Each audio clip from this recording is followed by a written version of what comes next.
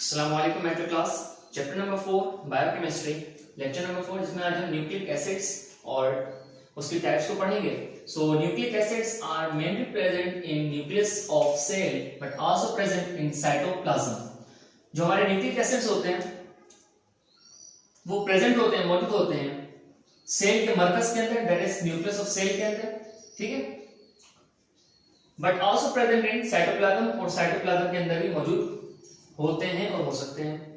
Cell क्या है? Cell is the building block of our body, सही है। अच्छा, डेफिनेशन क्या है न्यूक्लिक एसिड्स की?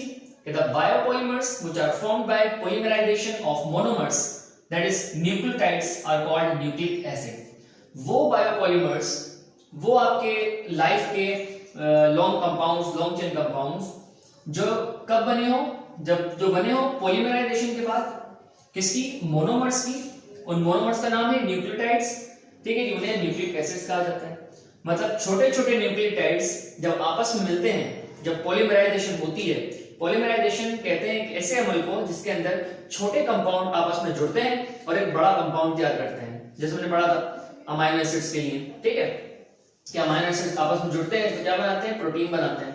तो इसी तरह से यहाँ पर क्या होता है? न्यूक्लियोटाइड्स आपस में जुड़ते हैं और न्यूक्लिक एसिड्स की फॉर्मेशन करते हैं। Nucleotides are composed of, nucleotides से बनते हैं, एक तो फॉस्फेट ग्रुप से बनते हैं, दूसरा पेंटोज शुगर से बनते हैं, और तीसरा नाइट्रोजीनियस बेस से बनते हैं। Phosphate group, pentose sugar and nitrogenous base जो है वो न्यूक्लियोटाइड्स की कंपोजिशन है।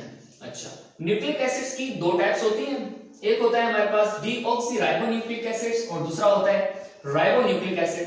अब इनका काम क्या होता है, इनका फंक्शन क्या है हमारी बॉडी के अंदर, उसे पढ़ते हैं। कि deoxyribose sugar is found in DNA. Deoxyribose sugar जो है वो डीएनए के अंदर मौजूद होती है। Watson and Crick identify its structure in 1952।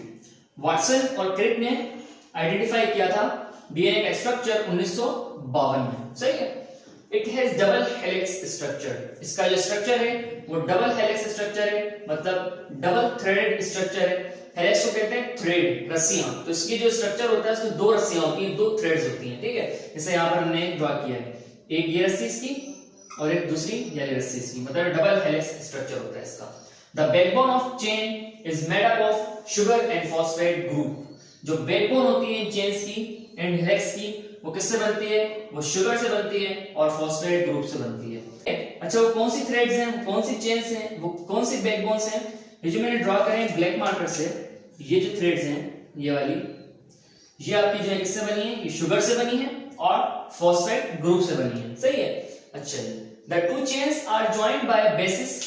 अब वो जो दो चेन्स हैं वो बेस से जो है ज्वाइन हुई हैं, सही है, क्योंकि दोनों थ्रेड्स हैं उसकी, तो थ्रेड्स किससे ज्वाइन होती हैं? बेस से ज्वाइन होती हैं। वो बेस क्या है?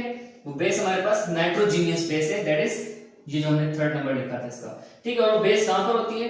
वो सेंटर में जो मैंने ग्रीन मार्कर से डॉट डाले हैं, ये बेसिस है। इन बेसिस की मदद से ये थ्रेड्स जो है आपस में जुड़ते हैं और उसके बाद जो है डीएनए बनता है। और डीएनए का काम क्या होता है? उसकी एक ही लाइन में हमने इसको सब कुछ बता दिया उसके बारे में कि it is a genetic code of life. DNA क्या है? जेनेटिक कोड है लाइफ का।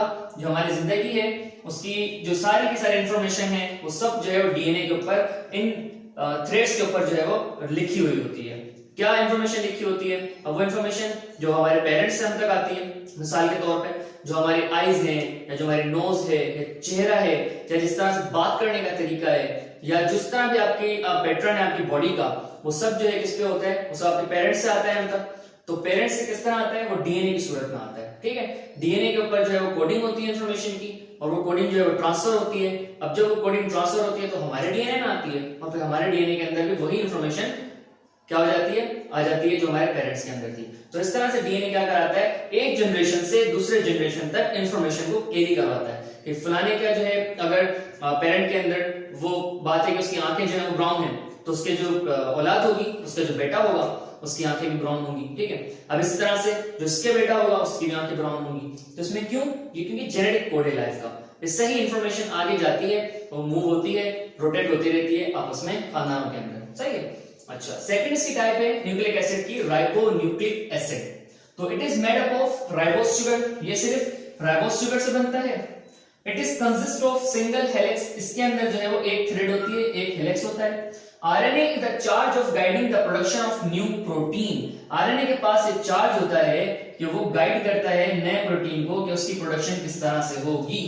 मिसाल क्या है इसका मतलब? इसका मतलब ये है कि जो डीएनए, जो आपका ब्लड है, जो ब्लड ट्रांसफर हुआ है अब बॉडी के अंदर कि अब जो है न्यू बेबी की फॉर्मेशन होनी है, तो जो न्यू बेबी की फॉर्मेशन होनी है तो डीएनए जो है ट्रांसफर हुआ। अब डीएनए के अंदर क्या है? डीएनए के अंदर इंफॉर्मेशन है।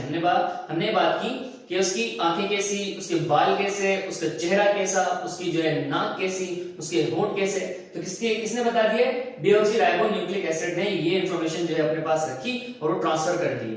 अब काम किसका स्टार्ट हुआ है? अब काम स्टार्ट हुआ है राइबोन्यूक्लिक एसिड का कि अब जो डीएनए आया है, जो इंफॉर्मेशन आई है, उसे इसने कंपाइल करना है। अब इसने क्या करना है? प्रोटीन की फॉर्मेशन करनी है कि हाँ भाई आंखें इस तरह हैं तो ठीक है भाई आंखें इस तरह होंगी, हाँ भाई हाथ इस तरह से, हाथ का जो है इस तरह शेप है तो ठीक है भाई हाथ की इस तरह से शेप बना दिया गया, पांव इस तरह से है तो पांव का शेप ये हो गया। तो ये कौन कर रहा है? ये प्रोटीन कर रहा है, ठीक है। और प्रोटीन से कौन करवा रहा है? ये राइबोन्यूक्लिक एसिड करवा रहा है। दैट इज आरएनए का काम सिर्फ ये है कि जो प्रोडक्शन, जो चीज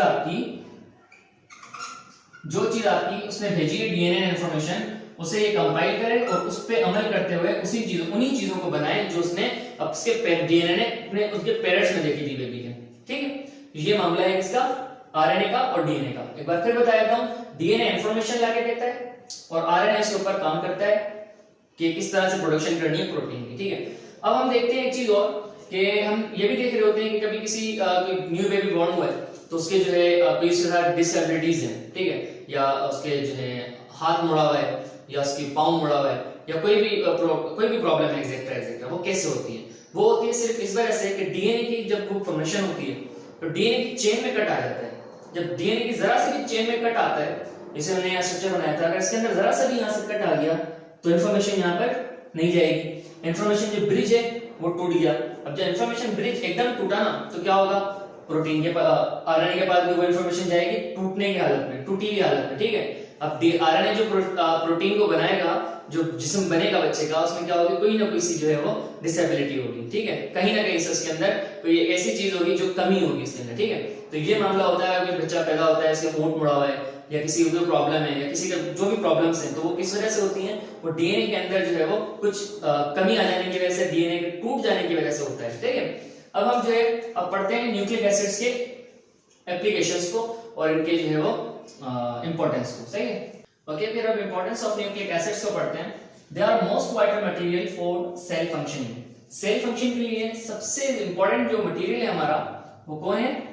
वो न्यूक्लिक एसिड्स हैं, ठीक है। They store in genetic information.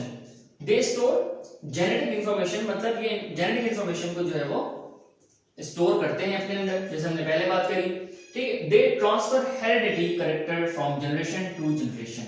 ये क्या करते हैं? ये हेरिडिटी कैरेक्टर को ट्रांसफर करते हैं एक जनरेशन से दूसरी जनरेशन के अंदर। जैसे हमने पहले बात करी कि डीएनए का काम क्या होता है? जो हमारे पेरेंट्स के अंदर इंफॉर्मेशन होती है, जो हमारे पेरेंट्स की इंफॉर्मेशन होती है, वही हम तक ट्रांसफर करवाते हैं, ठीक है। जैसे मैंने पहले ही कहा जो उसमें डीएनए के अंदर कि जो आंख का रंग है या हमारे चेहरा है या हमारे हाथ हैं या हमारे जो पाँव हैं या जो हमारी आदतें हैं, ये कौन लेके आता है? ये डीएनए जो है उसका काम है इधर से उधर करवाना, मतलब पेरेंट्स से चिल्ड्रंस के अंदर इंफॉर्मेशन को लाना डीएनए का काम है, ठीक है। इसलिए हमने कहा ट्रांसफर हेरिडिटी, ये क्या करते हैं? हेरिडिटी को नस्ल से नस्ल तक जो है ट्रांसफर करवाते हैं। They are source of energy in the form of ATP. ये क्या होते हैं? ये भी सोर्स ऑफ एनर्जी होते हैं एटीपी के फॉर्म में। एटीपी क्या है हमारे पास? एडिनोसाइन ट्राइफॉस्फेट, ठीक है जी। इसकी सूरत में जो है एनर्जी स्टोर होती है हमारे जिस्म के अंदर, सही है। तो ये था आज का हमारा लेक्चर जिसमें हमने न्यूक्लिक एसिड्स के टाइप्स और उसकी इंपॉर्टेंस को पढ़ा। होपफुली आपको पूरा लेक्चर समझ आया होगा। इंशाल्लाह नेक्स्ट लेक्चर के अंदर आपसे मुलाकात होगी। तब तक के लिए अपना ख्याल रखिएगा। अल्लाह हाफिज।